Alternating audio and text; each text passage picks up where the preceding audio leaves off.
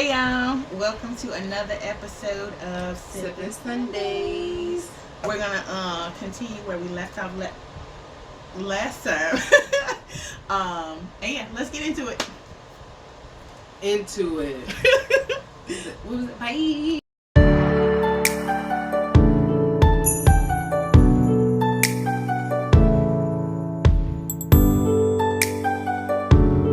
Hey y'all, welcome to Sipping Sundays Part 2. Cause our other part got real long.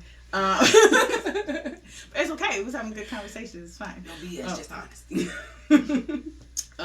So this is gonna be a separate Sunday, obviously. So the first one came out, and then we're here sipping continually. You said we're gonna do 3. Yeah, we should do 3 more. Okay. At least 3 more for this one. What's a risk you took in the past, and what happened? Oh, I've taken so many risks. Right? I take so many risks because Name your top 2. my life is a crazy place, and like I consider myself kind of a shy individual, like at first, and so for me to Shy but super adventurous. that's what I think that's what it is, because I'd be like, oh hey everybody, then I'd be out like swinging from trees, and you're like, what the fuck? Facts. No. Risk. I think the biggest risk I ever took so far. What? Yeah, like to China. Yep. That I don't know if anything tops that as of right now. Cause even my first time going, it was still well prepared. Like somebody was waiting on me. That kind of stuff. The risk to go to China was really a lot, and like now me is looking back like, girl. Can I say something else though with that? That also opened up a lot of people's eyes around you. Like, wait, leave the country, work somewhere foreign, like be American in somewhere else, like live there, work there. Like so many people, I hear the conversation like Morgan over there. You know what I'm saying? In this country, and like actually learning another language and being immersed in an entirely new culture. That part shocked me, because like I'm just like minding my own business, obviously, but then I'll hear people either mention me or somebody will tell me, so and so told me about you. I was like, who are you? Like, they told me that you lived abroad and you did this. I'm like, my celebrity. A celebrity. That flight to China was because I haven't done this story on I had another one that was called Scandalous or Salacious Saturdays or something like that. So I tell like my not on the Saturday, girl. Deliver her, father. It's only posted on Saturday. It's not done on Saturday anyway. So my mother passed away in March of 2019, and I left to go to China, to move to China in September. Like early September of 2019, and mainly because of the visa. Like getting a Chinese visa was very difficult. Even though they approved me and everything, like the waiting time and all this stuff was a lot. But basically, I had, we got rid of the house. All my stuff was in my godmother's garage. I took what I could fit in. I think I took 2 suitcases. And like a messenger bag around me, and that includes my mother's ashes around me, which human ashes, I don't know if y'all picked them up, are fucking heavy. And I got on the flight, and so I get off this flight. One, nobody warned me that it was, when I tell you, at least 90 degrees. Nobody warned me that it was gonna be freaking humid when I arrived. So I'm wearing like literal black jeans, because September in Chicago is pretty cool. You can wear jeans. That's like really our fault. Babe, not in China, okay? Not in China. Like, I was boiling. Like, so much so that by the time I got to my last destination, my thighs had literally burned through my jeans. And I was like, because that's how much friction and, like, sweat and, like, the threads were gone, baby. And I was like, I know I be joking about my thighs, but they for real, like, almost 20s off my butt. Say lie. Girl. But also, I landed with zero money. Right, so I had a friend who lived there, and she met me at the airport. Yes, she did, because she took a bus, which I should have done. But anyway, I was new. I didn't know, because she lived in a different city. She didn't live in the same city as me. Oh, she didn't live in the airport city? She just came because she knew I was arriving. So I borrowed $150 from her. That's all I had until a month later, and you get a paycheck. First paycheck. That's it. And it's insane to land in a country where you don't really know very many people. And you got $150. And then, the extra crazy part is by the time, because the way China was set up, this is pre-COVID, mind you. So I don't even know how it is now. I can't attest to that. But when you go, you can't just walk in and get a ticket with everybody else because you're a foreigner. So you got to go to an entirely different building and buy a ticket. Mind you, I got 2 things of luggage on me. Oh, that's when you travel? Yeah. No. I technically had a visa to live there. So, I wasn't, a resident like I am in Taiwan, but there's a visa in my passport saying you belong here. Okay. And so, but it doesn't matter. You gotta go to the other line? Not even another line. You gotta go down the street to another building. Wait. Another building, bitch. I didn't even know where I was going. Somebody just pointed that way and you just see a big ass sign, foreigner this way with a finger. I was like, you are kidding me. And I'm sweating. It's sweat all in my eyes. I'm like, did I come here to die? What is happening? What is happening right now? I am not too strong. So Babe, I was like, I don't want to be on the you strong need to deliver me from this. So basically, no, just literally Windy City, Chicago, being hit with that. Baby, I was like, you got to be kidding me. So anyway, went through all that, got my ticket, and it was so crazy because my luggage was so heavy because I'm moving to this country, right? So I brought all my stuff. And so I finally get into the station, and you got to go through security and stuff to get into the station. It's you put your bags up and they got to go through an airport scanner kind of thing. And so finally I did all that, and girl, it's so confusing the way that the trains are set up because you're looking at the sign and you're logically that says it should go to my city, and it was actually on the other side. So thankfully this guy with the walkie-talkie came back, and I was like, I don't even know if you speak English, sir, but this is where I'm trying to go. And I showed him my ticket, and he was like, I think it was the last train because it took me so long to get the ticket with all that luggage. Yeah. It took me so long. And so by the time I got done with all of that, he was like, come on, you gotta go. Because I lived in a suburb. So those trains don't run all night. Oh, and so he was like, you need to come on. So he was on the radio. He's like, I got a foreigner. Now that I know what he said, I was like, I see. He's like, I got a foreigner with luggage. So could you wait? We're coming down. So he took me down the employee elevator because if I had to go down with all this shit, he was like, girl, you're not getting down here. He was like, la. I was like, okay. He put me in the elevator. We went down, and he's waving at the conductor for me to get on the train. And girl, he just launching my shit down. I was like, damn, you gotta go now. But my laptop was around me. Shit, he was just launching my stuff. I was like, baby. And then I finally made it to my city, and it was the last train I was on. So everybody else kind of scattered. You get off the train. Another guardian angel. Listen, because it was one of those things where you she finna get killed in this parking garage because it was only me. And it was this, and mind you, he wasn't even a real taxi. In China, I don't know if they got licenses. I didn't ask none of that, right? He was just in the taxi area. And a lot of Chinese people don't really speak English, so he just knew taxi. And I was like, you know what? Why not? Why the hell not? Okay? He said, I know one word. He know one word, taxi.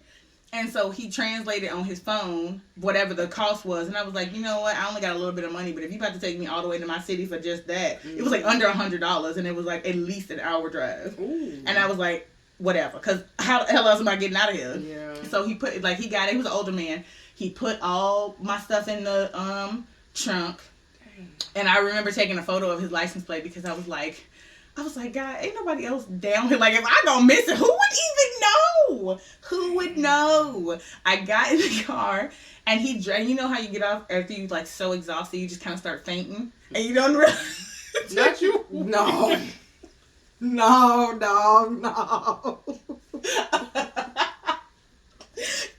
how you don't realize until you wake up, you be like, shit. I was asleep. Baby. Several times. And I was like, you just watching the lights go by. I was like, I don't even know where we're going.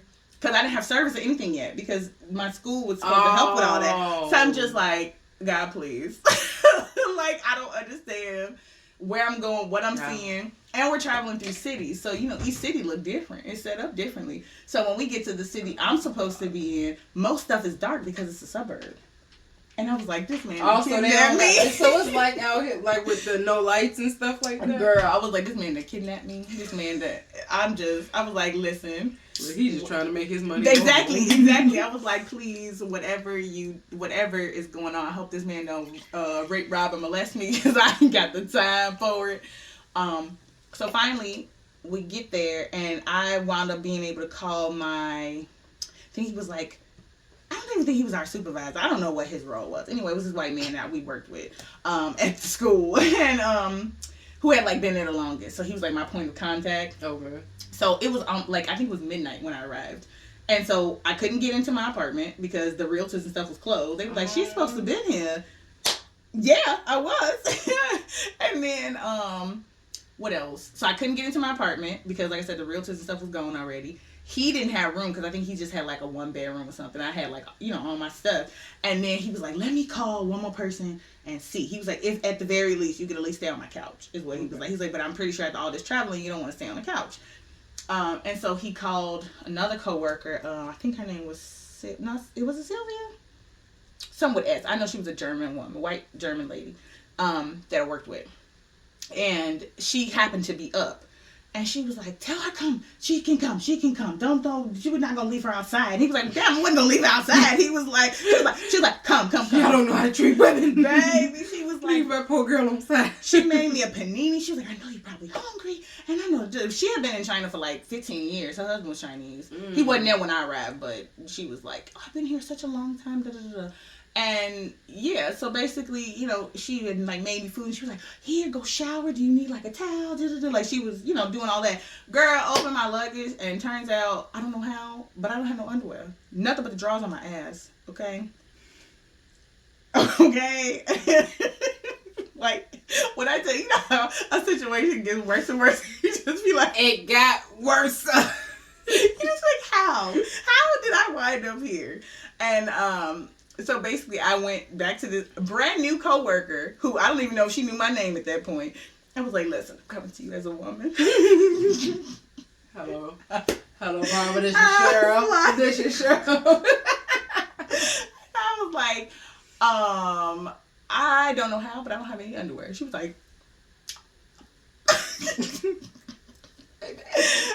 like, you got, okay, now that's the I don't know if I can help you now. I was like, is there, like, because what I asked was like, was there a store around? I was like, is there a store that, could fit my hips? And she was like, did one of these, because she was also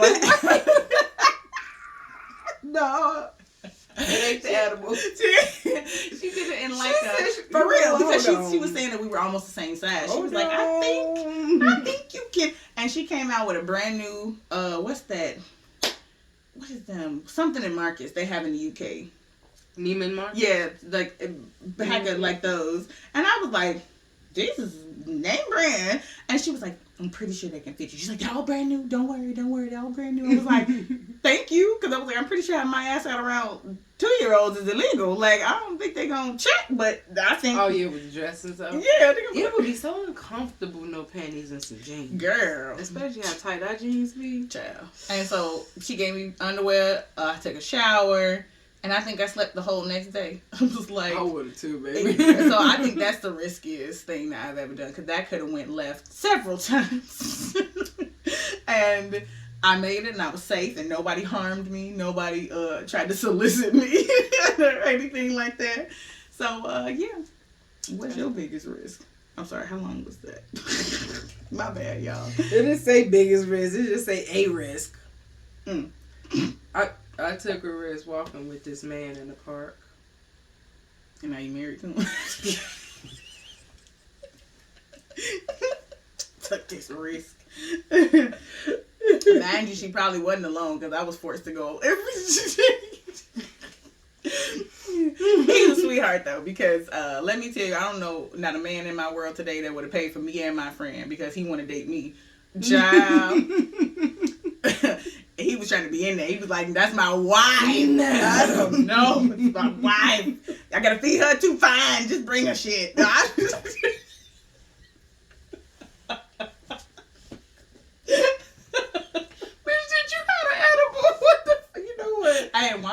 shot. No. Tetanus shot.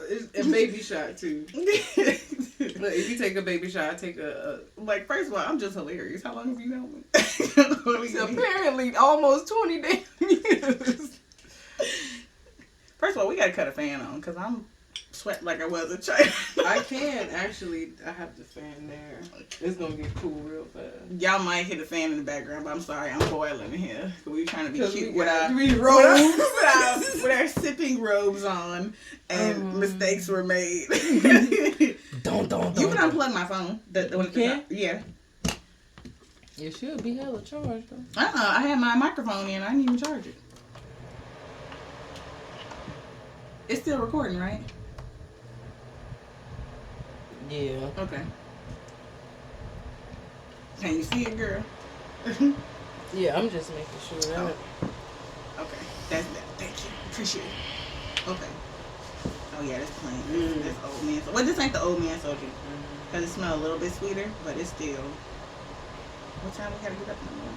Girl, hold on. What time? Alexa. Almost one. What time is it? The time is 12:51 a.m. We gotta get up at 7 hours. Actually, that's 1 o'clock. Yes.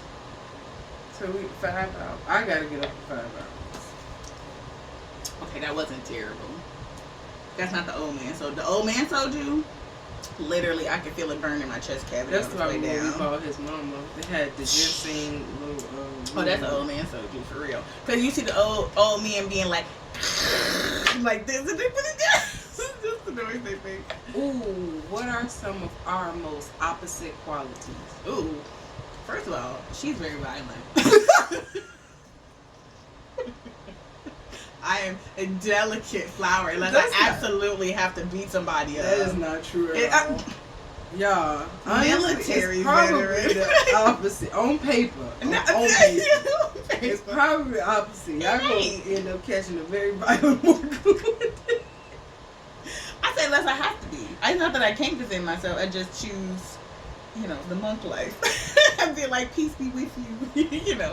I'd rather not, break my. I'm learning these things. Father working with me. Hallelujah. Okay.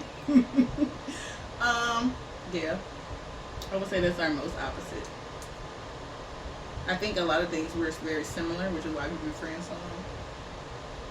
Even in our flaws, we be like, girl, I know, because I know. I know because I know because I know. I know because I'm with you. I know. I'm here with you, man. We're in the trenches together. We're in the trenches together. So, facts though. All right, this is gonna be our last card. What's one thing you're saving up for? Girl, I gotta have the money to save first. Yeah, that was not for us. Next. Back. What was the last fear you overcame? How did you do it?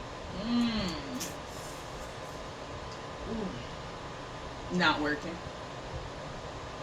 That was something that really bothered me. Like, because I knew it was one of those where you have to decide. Because it was like, if I had to, I don't want to say traumatized, but essentially, because it was not good for my mental health to keep teaching at that moment. Like, I don't hate kids or nothing, but the way a lot of the schools operate for foreign teachers, especially that aren't real international schools, like that kind of situation, the way that they run is like a business rather than what's best for the kids. And for me, trying to navigate that, and I'm not the kind of person that just like, I'm just coming to get my paycheck and I'm not that kind of person. I'm going to put myself in it. I'm going to give of myself because I care about these kids, right? I want to see them grow and learn and like whatever. But at the end of my last contract, the way everything went down was so toxic. Distasteful, toxic. Just it was to the point where I was seeing I was trying to pick up other people because they were so defeated. Like people that I cared about that I worked with, seeing that, like the way that they were treated and stuff, I'm just like, this is such a horrible place. Like the way y'all treat people is so horrible, and you wonder why you have such a high turnover. Right? And choosing to not just start another contract with another school.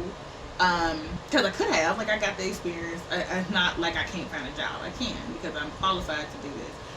But, and that's on African American, most educated in the country. That's all.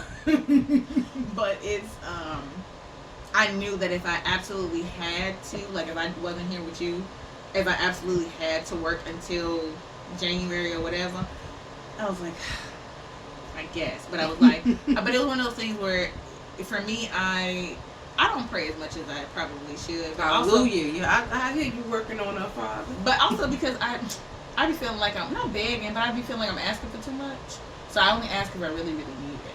You know, some people be like, Father, give me $5 for today. Like, I just be like, anyway. Ask not, want not. That's I mean, so that's just how my thinking went, right? So I know that I don't like pray as much as I should, but in that moment I was like, if point me in the direction I need to go and make it plain, because I'm not good with hints. I'm not good with that type of stuff. Those things go over my head. Can't tell you how many people be like, you ain't know I was mad at you. You ain't know I loved you. No, did you tell me that? That was right over my head. So like, it was like, please make it plain. If I'm supposed to go home, if I'm supposed to, stay here and work, I was like, then have the job fall in my lap.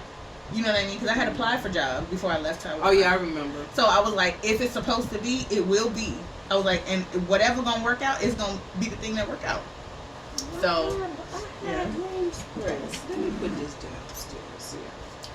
They ain't sponsored. Okay, they ain't coming on. But you also need one in Aiden bathroom. With this pink. Dang, I only got 2. Anyway, we going to the stuff now. Oh, that is nice. Okay, you gotta answer. What last fear that you overcame and how? You know what? I don't have a whole bunch of fears.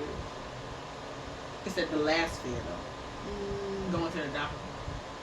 That wasn't a fear. It was not a fear.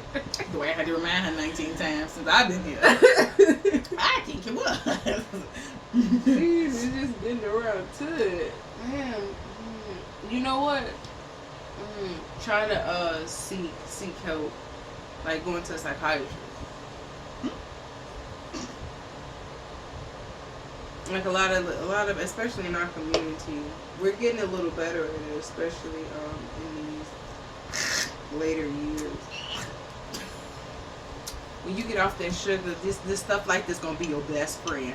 Okay, I don't even miss soda. Okay, Who just got done? I don't even miss soda. Like not having sugar. I'm fine with that, but I don't like sparkling water. That's what it is. I thought it was liquor. You thought I was drinking liquor? I did. So I was like, oh, I want to taste a little lemon. Yeah, man. I see. I'm glad it's only a shot glass. Gotta be mad. Oh, I continue. I don't know. I don't even know what I'm saying. Fear. Yeah. I don't know. Just doing something crazy, like just. You say your mental health. That's what. Oh yeah, mental health. Yeah, going to see a psychiatrist. Being like, you know what, you are crazy, but that's okay. We'll work on that. Everybody got to be a little neurospicy. It's fine. Yeah, but that's okay. Okay, you want it done? Yeah, we should. We'll save these. Okay. Well, thank y'all for coming to our episodes of Sister Sundays. We'll be back next Sunday with another episode and different cards. And she said we gotta do the book out in public. So we'll be back with y'all next week. And yeah. Alright, y'all. See you next time. Bye. What was that? What is that?